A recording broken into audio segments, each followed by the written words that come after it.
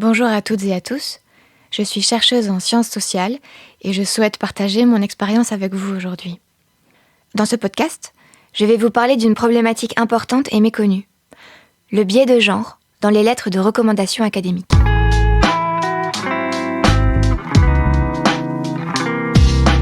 Lorsque j'ai entamé ma carrière académique, j'étais enthousiaste à l'idée de contribuer à la recherche scientifique et de développer mes compétences. Cependant, j'ai rapidement remarqué des différences frappantes dans les lettres de recommandation que j'ai reçues, en comparant celles destinées aux hommes et celles destinées aux femmes. Dans les lettres de recommandation pour des candidats masculins, j'ai remarqué l'utilisation d'adjectifs tels que brillant, charismatique, fort, ambitieux et prometteur. Ces termes élogieux soulignaient la confiance et les qualités exceptionnelles des candidats. En revanche, dans les lettres de recommandation pour des candidates féminines, j'ai observé l'utilisation d'adjectifs tels que diligente, aimable, consciencieuse, collaborative et dévouée. Ces termes semblaient mettre l'accent sur des qualités plus modestes et orientées vers le travail d'équipe. J'ai également remarqué que les lettres de recommandation pour les hommes utilisaient souvent des champs lexicaux axés sur la compétence technique, l'innovation et l'originalité de leurs recherches. En revanche, pour les femmes, les champs lexicaux étaient davantage axés sur leur capacité à travailler en équipe, leur dévouement et leur fiabilité. Malheureusement, certaines lettres de recommandation pour les femmes incluaient des éloges sur leur apparence physique, en les qualifiant de présentables ou agréables à regarder. Ces commentaires déplacés sont non seulement inappropriés, mais ils dévalorisent le professionnalisme des candidates.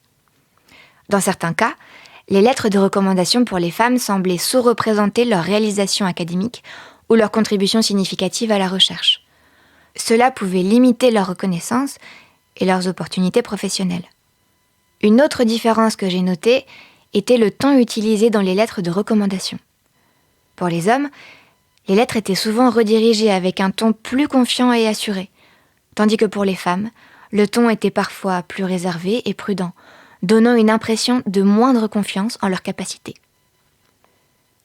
Dans certaines lettres de recommandation pour les femmes, j'ai remarqué des attentes liées à leur vie personnelle, telles que leur capacité à concilier carrière et famille. Ces attentes ne sont généralement pas présentes dans les lettres pour les hommes, renforçant ainsi les stéréotypes de genre. Face à ces différences marquées dans les lettres de recommandation, j'ai été à la fois surprise et inquiète. Le biais de genre dans ces lettres est un problème profondément ancré qui peut avoir des conséquences importantes sur la carrière et la reconnaissance des chercheuses. Lors d'ateliers et de formations académiques, j'ai abordé le sujet du biais de genre dans les lettres de recommandation. J'ai encouragé mes pairs à revoir leurs pratiques d'écriture et à adopter un langage plus neutre et égalitaire dans leurs évaluations. En tant que chercheuse, je me suis engagée à lutter contre le biais de genre dans les lettres de recommandation et à promouvoir une évaluation égalitaire des chercheurs et des chercheuses. Nous devons prendre conscience de nos préjugés et de l'impact de notre langage sur la carrière des femmes dans le milieu académique. En partageant mon témoignage aujourd'hui, j'espère susciter une prise de conscience sur le biais de genre dans les lettres de recommandation et encourager un langage égalitaire et inclusif dans notre milieu de recherche. Ensemble, nous pouvons contribuer à créer un environnement plus juste et équitable pour toutes et tous.